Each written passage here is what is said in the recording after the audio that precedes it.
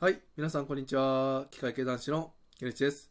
今回はですね、僕の大好きな作家さん、その中での、シリーズの本ですね、をちょっと紹介したいなと思いまして、それがですね、こちらのですね、奥田秀夫さんの書かれた、イラブシリーズって言われているものですね、イラブ先生が出てくる、こちらのシリーズですね、これらをね、紹介したいなと思います。これがね、本当にね、すごい、読んでてね、楽しめる、とてもね、なんか、精神が落ち着く、今自分が悩んでることとかをね、少しね、笑えるような、笑い飛ばせるぐらいに、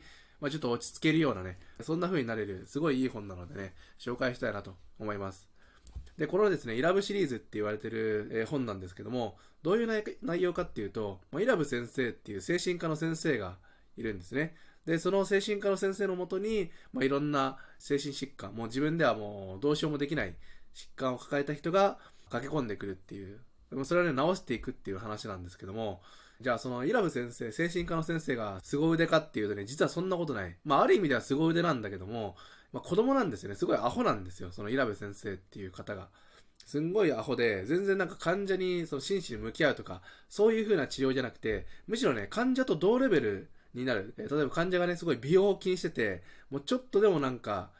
肌の年齢が落ちると嫌だっていうのをすごい気にしてたりすると、それと同じようなことをするね。紫外線対策とかをバチバチにやったりとか、肌にクリームを塗ったりするんですけども、それでなんかその、言ってしまえば患者の症状をどんどんエスカレートさせていくような方向に持ってっちゃうんですよ。ただこれ面白いのが、もうなんかね、あるとこまで行くとこまで行くと、患者自身も途中では別に自分もおかしいと、若干ちょっとおかしいなってのを気づいてるんだけども、やめられないっていう。でもやっぱ、どんどんエスカレートしてって、行くとこまで行くと、さすがにおかしいってなって、それで、はっと、冷静になるとか、正気になるんですね。それでパタリと症状が止むっていう風な、そんな感じのね、治し方。それがイラブ先生の治し方ですね。イラブ先生自身がそれを狙ってるかどうかはちょっとわかんないんですけど、結果的には、患者自身が自分自身でもうおかしいと。もう本当にこれはやばいという風になって気づいてもうパタッと症状が止むっていう風なそういう治し方をしてるんで、ある意味ではイラブ先生はめちゃめちゃ凄腕、もうどうしようもないと思ってた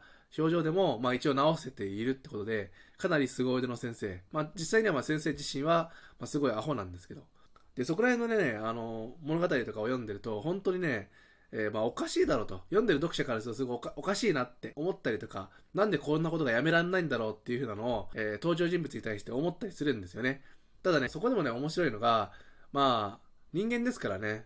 それぞれ何かしら、大小関わらず悩みがあるはずなんですよ。でここの登場人物に出てくる話とか読んでるとおかしいなって言って、第三者として笑えるんですけども、実際自分が持ってる悩みとかも、別にそんなに気にする必要ないなと。笑い飛ばしてもいいなっていう風な、ね、思えたりするんですよね。それがね、結構本当なんか心の落ち着きを取り戻すのに、すごいいい効果をね、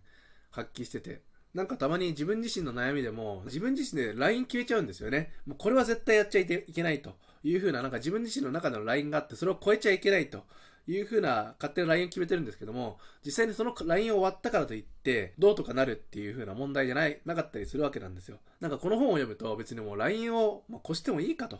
いう風にね、思えてくるんですよ。勝手に自分が決めてる LINE で、絶対ここ超えちゃいけないっていう LINE の中で、一生懸命なんか、やろうとするから、症状も改善しないし、自分の悩みも消えないっていう風に、そういうね、悪循環に陥っちゃったりするんですよ。その時に、もう超えてもいいかと。もう行くとこまで行っちゃえっていう風に思えば、すごいね、気が楽になるんですよね。なのでね、このイラブシリーズですね、奥田先生のですね、イラブシリーズは、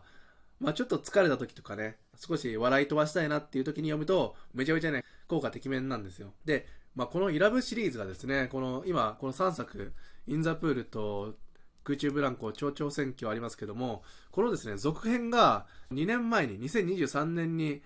続編が出たっていうこと。しかもなんかそれが17年ぶりとかって書かれてるんですよね。なのでね、この続編がね、読めるのはすごい嬉しいなと思いつつも、今の段階では4巻までしかないっていうのがね、すごい残念なね、感じで、も僕個人的にはこれね、イラブシリーズがもう10何巻とか20冊ぐらいね、あってほしいんですけども、今現在では4作しかないっていうところでね、次のその5作目が、5冊目がね、いつ出てくるかわかんないんですけども、その4作目コメンテーターっていう本なんですけども、それをね、読むのも楽しみにしようかなと。で、まだね、コメンテーターの方は、多分まだ文庫本はね、発売されてないんですよね。まだ今単行本の段階で、で、できればね、この1、2、3作を文庫本で持ってるのでね、個人的にはね、文庫本の方が好きなので、文庫本をね、待ちたいなって思うんですけど、その文庫本がね、もうまだね、今2年経ってて、文庫本が出てないってなると、この先出るのかどうかもちょっと怪しいんですけど、多分出ないことないだろうなって、このシリーズ化されてる本なんでね、出ると思うんですけど、それをね、待ちたいなと思います。はい。それでですね、今回は、奥田秀夫先生の、イラブシリーズですね、イラブ総合病院シリーズ。こちらはね、本当にね、気が楽になるので、ちょっとね、小さい悩みとか、なかなかね、思い悩んでいることがある場合は、ぜひね、この本を読んでみて、ちょっと自分の悩みに対してね、少し笑い飛ばせるような、余裕をね、持ってもらえればいいかなと思います。はい。それではですね、今回の動画はここまでになります。ご視聴いただきありがとうございました。また次回の動画でお会いしましょう。バイバイ。